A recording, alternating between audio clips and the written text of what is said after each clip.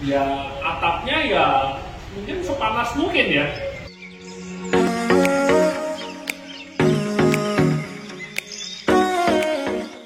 Halo, jumpa lagi dengan saya Antoni Kristianto dari Pantas Home Decoration Gallery.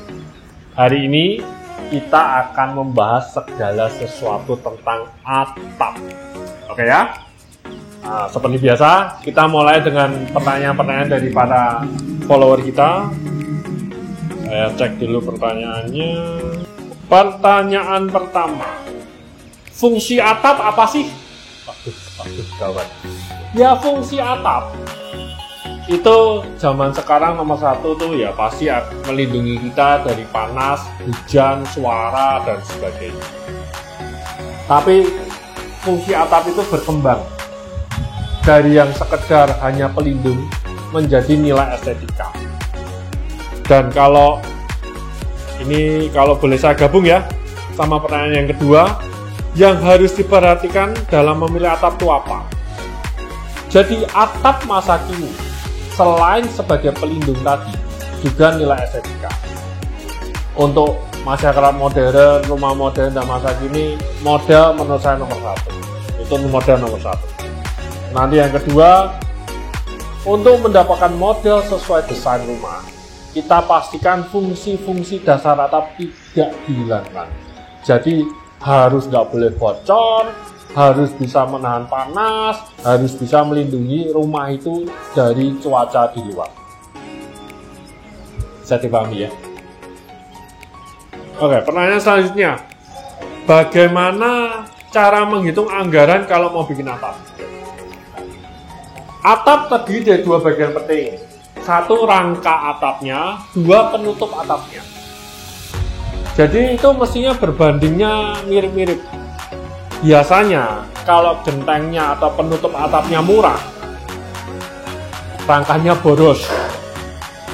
Sebaliknya, kalau gentengnya atau penutupnya mahal, biasanya rangkanya hemat.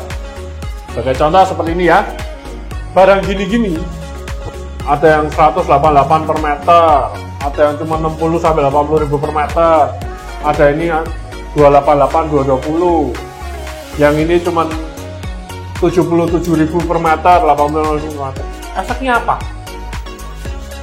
Yang mahal ini terkesan kalau kita ngomong atapnya saja, kok mahal ya? Tapi jangan salah, rangkanya dia itu jarak reng istilahnya bisa sampai 1,2 meter baru ngereng. Kalau yang ini jarak rengnya itu tiap 26 cm loh. Jadi ini kesan barangnya murah, tapi rangkanya boros. Yang ini lebih mahal, tapi rangkanya hemat. Jadi kalau ngitung budgeting, selalu dua barang itu dijumlah. Jangan tanya terpisah-pisah. Nanti malah bisa keliru tuh. Ya. Setelah nanti itu dijumlah, baru ketahuan deh paling efektif yang mana. Tapi yang paling penting, modelnya yang gimana? Apakah model ini isinya mediterang, model minimalis, model industrial, atau model-model yang lain kekinian lainnya? Tentukan dulu modelnya. Kalau biaya, harus harga rangka dan harga penutupnya, ya. Dicatat tuh. Pertanyaan berikutnya, kalau mau ganti atap yang lama, apa aja yang harus diperhatikan? Jujur kalau mengganti atap yang lama itu problemnya biasanya beberapa macam, tapi dari pengalaman kita ya, problemnya rangkanya bermasalah, gentengnya miring-miring, jadi bocor. Kalau itu mau diganti, yaitu mengganti semua rangka.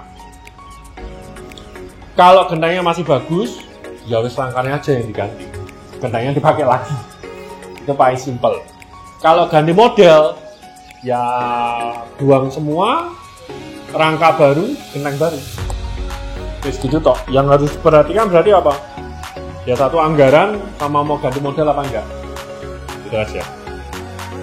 Pertanyaan berikutnya, atap buat jemuran bagusnya yang apa ya? Kalau saya boleh ngomong pribadi ya, udah nggak usah jemur, beli dryer. Karena alat dryer itu, mesin cuci dryer itu jauh lebih murah daripada kita membangun jemuran, dan space-nya jauh lebih kecil dan bebas masalah. Tapi kalau ada teman-teman yang tetap pingin bikin jemuran, ya atapnya ya mungkin sepanas mungkin ya. Atapnya sepanas mungkin bisa dari bahan metal, ini Galvalume, atau dari apa ya? Mungkin fiber ya, fiber tapi nggak bagus sih. Ya maksudnya atapnya Galvalume paling bagus ya, panas ya. Jadi bawah jemuran kayak oven gitu. Tapi beberapa teman-teman lain malah dipakainya atap bening. Istilah atap bening seperti ini, polikarbonat, dengan beberapa brand ya, polikarbonat. Tapi jujur, polikarbonat ini yang bikin seneng apa? Yang bikin seneng tuh cahaya tembus, tapi sinar UV udah difilter. Sinar UV udah difilter. Tapi problemnya adalah jadi nggak gitu panas jemurannya. Nggak tahu tuh teman-teman metode menjemurnya tuh kering karena angin apa kering karena panas matahari ya. Kalau kering karena panas matahari, ditutup polikarbonat ini jadi nggak panas jemurannya. Jadi kemungkinan jemurannya nggak kering-kering gitu ya. Tapi kalau boleh saran lagi, pakai mesin cuci dryer saja. Itu efektif, nyaman, aman, enak, murah. Pertanyaan selanjutnya, di Pantes ada atap yang bisa buka tutup gak ya? Ada. Ini ada beberapa rekanan ya, salah satunya ini. Ini nanti ada alatnya ya. Ini bahannya semua aluminium, jadi bebas perawatan. Cuman yang beberapa kali jadi kendala atap buka tutup adalah di saat atapnya terbuka, udaranya masuk, kita pergi, delalah hujan. Lah tutupnya gimana tuh? Nanti jadi kehujanan di rumah. Tapi itu menyimpang sedikit, tapi jawabannya kita tetap ada ya, yang buka tutup. Pertanyaan selanjutnya, kalau mau buat atap genteng, mending baja ringan atau reng kayu? Oh, maksudnya mungkin kalau kita mau bikin atap, rangkanya mending kayu atau baja ringan ya. Oke, kalau tidak diekspos dari bawah, menurut saya sih baja ringan jawabannya. Perawatan jauh lebih mudah, pengerjaan lebih mudah, barangnya juga oke, tahan karat, maksudnya jadi tahan lama. Kalau yang rangkanya kayu itu biasanya yang dari bawah diekspos supaya tetap kelihatan bagus ya. Karena kalau menurut saya pribadi, estetika kayu itu lebih baik daripada baja ringan.